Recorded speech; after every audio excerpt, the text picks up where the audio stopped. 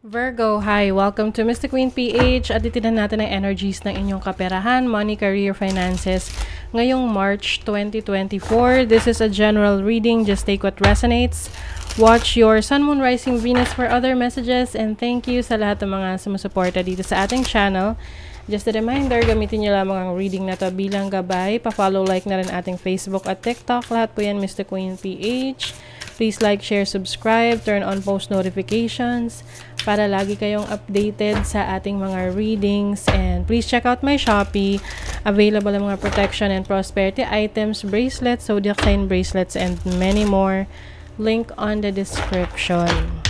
Ayan. And if you're interested in private reading, meron po tayong link sa description kung paano makapag-book ng reading. Okay, Virgo, let's see your kaperahan, money, career, finances for March 2024. Okay.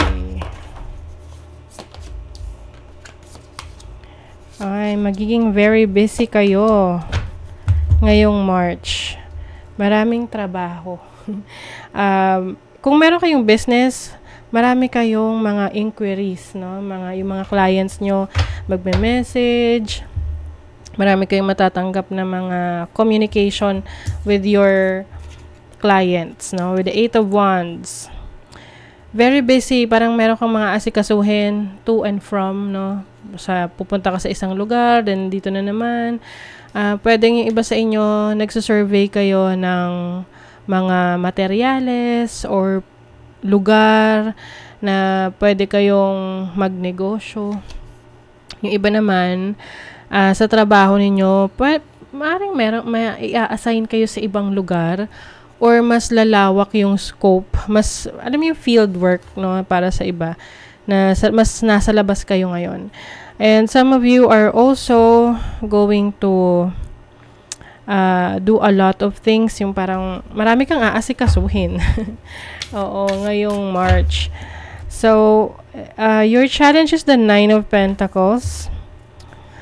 Maaring mangangailangan ka ng tulong, no? From others. Kasi minsan, parang gusto natin na gawin ang trabaho on our own, ano, na sarili lang natin. Pero minsan kailangan natin ng tulong ng iba. So, yung iba naman sa inyo, pwedeng merong challenges pagdating sa finances ninyo. Yung parang yung iba ayaw ipaalam kung meron kayong problema sa pera, hindi kayo humihingi ng tulong. Kaya lang may mga pagkakataon na kailangan nyo rin talaga ng tulong ng ibang tao. Your opportunity is the Three of Cups. Celebration.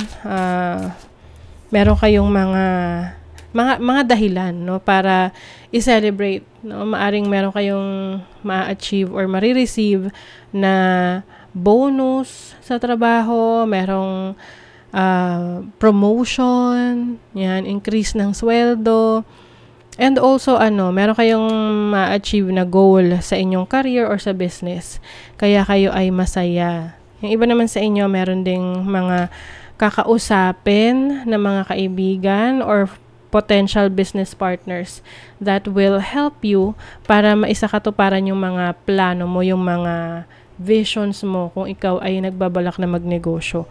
And then your blessing is the Nine of Wands. Kahit na mahirap, no, yung mga activities mo ngayong March, you have all the strength that you need. Kayang-kaya mo siyang i-manage. Kailangan lang talaga dito is time management. And you will have all the strength na kailangan mo. Very courageous ka rin. Talagang you are doing your best to make things work for you. So let's see, what is the Eight of Wands? The Ace of Cups, a new source of happiness pagdating sa trabaho, sa business. Kaya siguro yung iba sa inyo maraming inaasikaso kasi anything na nagsisimula, talagang kailangan mong asikasuhin yan. Nagsisimula sa trabaho, so syempre may mga requirements, may mga documents kailangan i-process, may training. Yung iba sa inyo, if this is a new business, may mga permits or mga makakausapin ka ng mga supplier, kliyente, ganyan. So, I feel like kahit napagod ka or marami kang gagawin or aasikasuhin ngayong March, masaya ka kasi gusto mo yung ginagawa mo. What is the Nine of Pentacles? The Five of Swords.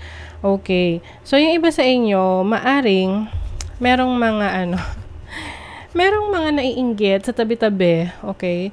Ito yung nakikita ka kasi nila na very much na yung talagang walang pumipigil sa iyo, no? Talagang desididong-desidido ka sa mga ginagawa mo sa pag-achieve ng goals mo. Kaya lang yung iba parang hindi nila gusto yung nangyayari. Kaya be careful sa mga taong pagsasabihan mo ng iyong mga achievement kasi hindi lahat yan masaya para sa iyo. Okay? Meron diyan kunyari masaya sa iyo pero actually hindi sila masaya. Kasi nakikita ka nila as a threat or a competition or na-insecure na maaring nalalamangan mo na sila, no? Or parang nakikita nila na mas nagiging maganda na yung buhay mo kaysa sa kanila. So what is the Three of Cups? The Lovers. Oh, okay. So, some of you may business partnership dito. Merong commitment na papasukin ka pagdating sa business. Kaya siguro may mga pag-uusap dito. Ito yung exchange of ideas with your friends or yung potential business partners mo. So, I think naman kung sino man tong makakasama mo sa negosyo na to, this person ay talagang committed, no, sa napag-uusapan ninyo. Sa napagkasunduan ninyo. Nine of Cups, diba? Nine of Cups is wish fulfillment and satisfaction. So, talagang worth it yung mga sakripisyo na ibibigay mo sa trabaho, sa business, sa career mo ngayong March. Kasi lahat yan magbubunga, no? Yung fulfillment, makikita mo yan, yung rewards ng pinaghirapan mo and you will be very happy about this.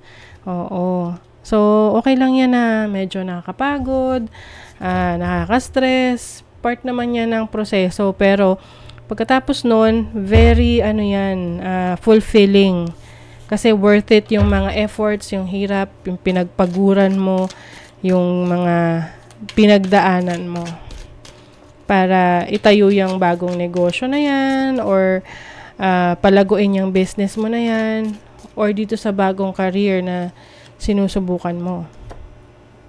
Deep friendship with someone of the same sex. So, ayan. So, yung iba sa inyo magkakaroon kayo ng malalim na pagkakaibigan.